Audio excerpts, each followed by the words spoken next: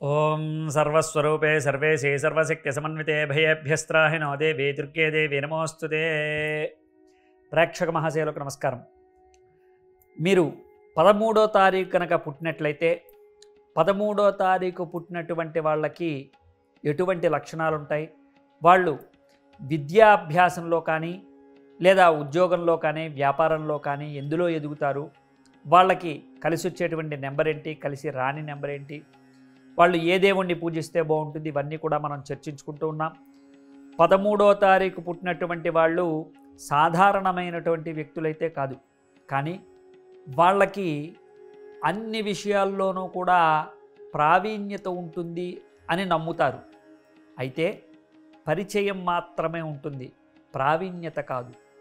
అయితే ఈ 13వ తారీఖు పుట్టినటువంటి వాళ్ళకి రాహువు యొక్క ఆధిపత్యము, రాహువు యొక్క దృష్టి, రాహువు యొక్క లక్షణాలు కొన్ని ఏర్పడి ఉంటాయి.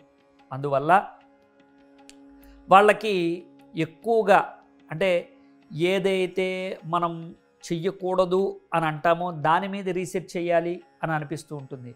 నిప్పు ముట్టుకోవద్దు అంటే నిప్పుని ముట్టుకొని దాని యొక్క లక్షణాలు తెలుసుకొని ఓహో ఇందుకోసం ముట్టుకోవద్దా అని వాళ్ళు టెస్ట్ చేస్తారనమాట. అలాగే నువ్వు తాగద్దురా, లేదంటే నీకు అవలక్షణాలు వద్దురా, లేకపోతే ధూమపానం చెయ్యకు అంటే వినరు. వాళ్ళు దాన్ని అనుభవించి దాంట్లో ఉన్నటువంటి నష్టాలని కూడా ఏంటో తెలుసుకుని దానివల్ల వచ్చేటువంటి లాభాలని కూడా చెప్పి అప్పుడు దాన్ని మానేయటానికో లేకపోతే కంటిన్యూ చేయడానికో చూస్తారు చాలామంది. 13వ తారీఖు పుట్టినటువంటి వాళ్ళకి ధైర్య సాహసాలు ఎక్కువగా ఉంటాయి, స్త్రీలని బాగా గౌరవిస్తారు, అందరిలోనూ కూడా మెచ్చుకోలుగా ఉంటారు. అంటే అందరికీ తల్లో నాలుకలా ఉంటారు, అందరికీ మంచి పనులు అవి చేస్తూ ఉంటారు, వెనకాలండి సపోర్ట్ చేస్తూ ఉంటారు, సేవ ఎక్కువగా చేస్తూ ఉంటారు, జనహితార్థం ఎక్కువగా వాళ్ళ కాలాన్ని వెళ్లదీస్తూ ఉంటారు. అలాగే చదువు అనేటువంటిది మధ్యస్థంగా ఉంటుంది, వాళ్ళల్లో ఉండేటువంటి లోకజ్ఞానమే ఎక్కువగా కనబరుస్తూ ఉంటారు, క్రీడా రంగంలో రాణిస్తారు. అలాగే ఎక్కువగా అందరికీ కూడా నేను ఇందాక నుంచి చెప్తున్నట్టు సేవా రంగంలో ఎక్కువగా కనబడుతూ ఉంటారు. అలాగే మానసికమైనటువంటి ఒత్తిడిని కూడా జయించేటువంటి లక్షణాలు వాళ్ళ దగ్గర ఉంటాయి. మానసికంగా ఏదైనా డిప్రెషన్లోకి వెళ్ళిపోయినా కానీ దాని నుంచి బయటపడడానికి వాళ్ళ దగ్గర నానా రకాల కారణాలు కనబడుతూ ఉంటాయి. అలాగే ఒక్కొక్కసారి వ్యసనాలకు లోనైపోతూ ఉంటారు. అలాగే వాళ్ళకి కెరీర్ అనేటువంటిది చాలా ఆలస్యంగా ప్రారంభమవుతూ ఉంటుంది. వాళ్ళు అనుకున్నటువంటిది మాత్రమే వాళ్ళు కావాలని కోరుకుంటూ ఉంటారు. వాళ్ళు ఎందులో అయితే కావాలని కోరుకుంటూ ఉంటారో ఆ పర్టిక్యులర్ రంగంలో మాత్రమే వాళ్ళు ప్రావీణ్యత సంపాదించాలి, లేదా అందులో మాత్రమే ఉద్యోగం రావాలనేటువంటి ప్రయత్నం గట్టిగా చేస్తూ ఉంటారు.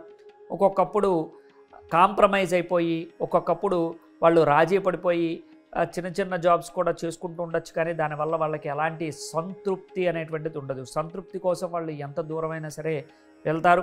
అలాగే ధనం మూలం మీద జగత్ అన్నట్టుగా ధనం కోసం పాకులాడతారు, కానీ వాళ్ళు సంపాదించేటువంటి ధనము, వాళ్ళు సంపాదించేటువంటి మూలము అంతా కూడా ఖర్చు అయిపోతూ ఉంటుంది. ఒకటేసారి పోగు చేసి కొండంత చేస్తారు, దాన్ని ఒకటేసారి అనవసరంగా ఖర్చు అనేటువంటిది చేసేస్తూ ఉంటారు. మానసికమైనటువంటి బలం ఉన్నట్టుగా బయటికి కనబడతారు, కానీ లోపల మాత్రం మానసికమైనటువంటి ఆందోళన, అశాంతి ఎక్కువగా వాళ్ళల్లో కనబడుతూ ఉంటుంది. కెరీర్ని చాలా బ్రహ్మాండంగా బిల్డప్ చేసుకుంటారు, ఏదో ఒక రకంగా చేసి ఆలస్యంగానైనా సరే మంచి కెరీర్లోకి వెళ్తారు. జర్నలిస్ట్గా ఎక్కువగా కనబడుతూ ఉంటారు. మనకి ఈ తారీఖుల్లో పుట్టినటువంటి వాళ్ళు 13వ తారీఖు పుట్టినటువంటి వాళ్ళు సాధారణంగా అతీతమైనటువంటి శక్తుల్ని, చీకటిలో ఉండేటువంటి శక్తుల్ని ఎక్కువగా విశ్వసిస్తూ ఉంటారు. అలాగే అపోహల్ని, అలాగే వెటకారంగా ఉండేటువంటి వాటిని, అంటే సాధారణంగా మనం ప్రాంక్స్ అంటాం కదా, ప్రాంక్ని ఎక్కువగా వాళ్ళు చేయడానికి ప్రయత్నం చేస్తూ ఉంటారు. అలాగే మానసికమైనటువంటి ఒత్తిడిని జయించడం కోసం వేరే వేరే మార్గాలన్నీ కూడా వెతుక్కుంటూ ఉంటారు. అలాగే చాలా జాగ్రత్తగా వాళ్ళకుండేటువంటి, వాళ్ళు సంపాదించుకున్నటువంటి పేరుని, వాళ్ళు సంపాదించుకున్నటువంటి ఆస్తిని కాపాడుకోవడానికి ప్రయత్నం చేస్తూ ఉంటారు. మనిషిని ప్రత్యేకించి అనాలిసిస్ చేయడంలోనూ, అలాగే చుట్టూరా ఉండేటువంటి వాతావరణాన్ని అనాలిసిస్ చేయడంలోనూ వీళ్ళు ఘటికులుగా కనబడుతూ ఉంటారు. ప్రకృతిని బాగా ప్రేమిస్తూ ఉంటారు. అలాగే పొలిటీషియన్స్గా కూడా మనకి ఎక్కువగా కనబడుతూ ఉంటారు. వీళ్ళు ఇండియన్ ఆర్మీలో కూడా ఎక్కువగా కనబడుతూ ఉంటారు. ఈ 13వ తారీఖు పుట్టినటువంటి వాళ్ళు సర్వసాధారణంగా ఎవరికి కూడా తొందరగా అర్థం కారు. ఆ అర్థం కానటువంటి పరిస్థితినే అందరూ కూడా ఆందోళన పడుతూ ఉంటారు. వీళ్ళు ఏం చేస్తూ ఉంటారో, ఎలా చేస్తూ ఉంటారో, వీళ్ళ ప్లాన్స్ ఏంటో ఎవ్వరికీ కూడా తొందరగా అర్థం కావు. అందువల్ల వీళ్ళు దుర్గాదేవిని ఎక్కువగా పూజిస్తే కనుక మంచి జరుగుతుంది. అలాగే దుర్గాదేవి ఆరాధన చేయటంలో వీళ్ళు నిష్ణాతులైతే కనుక వాళ్ళకి రానటువంటిది లేనటువంటిది ఏమీ ఉండదు. వాళ్ళకి అన్ని రకాలైనటువంటి శక్తులు, అన్ని రకాలైనటువంటి కంట్రోల్ పవర్స్ అన్నీ కూడా వాళ్ళ చేతుల్లోకి వస్తాయి. కాబట్టి దుర్గాదేవిని అమితంగా పూజించండి, దుర్గాదేవిని ఎక్కువగా ఆరాధన చేయండి, మీకు అన్ని రకాలుగా కూడా కలిసి వస్తుంది. అలాగే 13వ తారీఖు పుట్టినటువంటి వాళ్ళకి కలిసి రానటువంటిది 2, 7 నెంబర్లు. ఈ 2, 7 నెంబర్లని ఎక్కువగా దరికి రానివ్వకండి.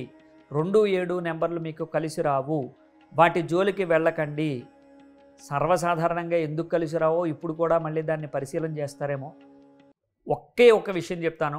2, 7 అనేటువంటి నెంబర్లలో మీకు ఏదైతే ఇష్టం ఉండదో, మీరు ఏదైతే చెయ్యాలి అని అనుకుంటూ ఉంటారో దానికి అవరోధాలన్నీ కూడా 2, 7 నెంబర్లో ఉంటాయి. కాబట్టి కావాలని అవరోధాలు కొని తెచ్చుకోవడం, అవమానాలు కొని తెచ్చుకోవడం కన్నా మీకు కలిసి వచ్చేటువంటి నెంబర్స్ 1, 5 అనేటువంటి నెంబర్స్ని ఫాలో అయితే కనుక ఈ 1, 5 అనేటువంటి నెంబర్స్ని మీ ఫోన్ నెంబర్ గాను, అంటే టోటల్ 5 రావాలి లేదా టోటల్ 1 రావాలి. అలాగే మీ వాహనాలకి లేదా మీ ఇంటి నెంబర్లకి లేదంటే మీరు వాడేటువంటి డేట్స్లో కూడా 1, 5, 15వ తారీఖు లేదా 1వ తారీఖు, 5వ తారీఖు ఇలా ఏవైతే మీరు ప్రారంభించాలనుకుంటున్నారో, మంచి పరిణతి సాధించాలనుకుంటున్నారో ఇలా 1, 5 అనేటువంటి నెంబర్స్ని కనుక మీరు యూజ్ చేస్తే మీకు సంపూర్ణమైనటువంటి మద్దతు లభిస్తుంది. సంపూర్ణమైనటువంటి సమర్థత కలిగినటువంటి ఒక మార్గం అనేటువంటిది లభిస్తుంది. కాబట్టి మీరు గోమేధికాన్ని అమ్మవారి దగ్గర కుంకుమార్చన చేసుకుని పెట్టుకోవాలి. గోమేధికం 5 క్యారెట్ల లోపల ఉండేటట్టుగా చూసుకుని దానికి కుంకుమార్చన చేసుకుని దాన్ని అభిషేకం గావించి పాలతో శుభ్రంగా అమ్మవారి దగ్గర పూజ చేసుకుని కనుక మీరు బంగారంలో పెట్టుకున్నట్లయితే మీకు అద్భుతమైనటువంటి ఫలితాలు కలుగుతాయి. సర్టిఫికెట్తో సహితంగా నా దగ్గర దొరుకుతాయి. మీరు కావాలంటే కామెంట్ రూపంలో తెలియజేయండి. మీకు అన్ని విధాలుగా కూడా దానికి సంబంధించినటువంటివన్నీ కూడా మీకు చెప్పడం జరుగుతుంది. మరిన్ని వివరాల కోసం మా కామెంట్ రూపంలో తెలియజేయండి. శుభం భూయాత్. జై శ్రీరామ్.